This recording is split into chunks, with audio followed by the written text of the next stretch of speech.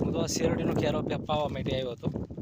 એક નાનકડો શેરડીનો ક્યારો છે, તો એને પાઈ દઈએ ને એમ થાય શેરડી ખાવી છે તો ખાઈ પણ લઈએ.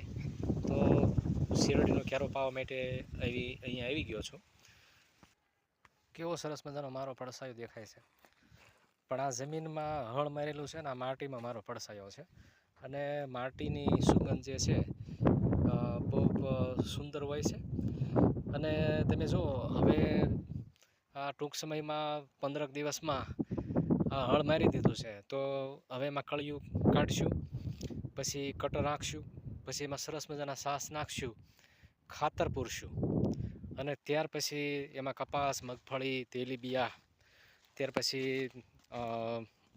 મગ, પેલી ચોળી, અને આ વખતે તો 1-1.5 વીઘાનો પેલો ગુવાર પણ કરવો છે.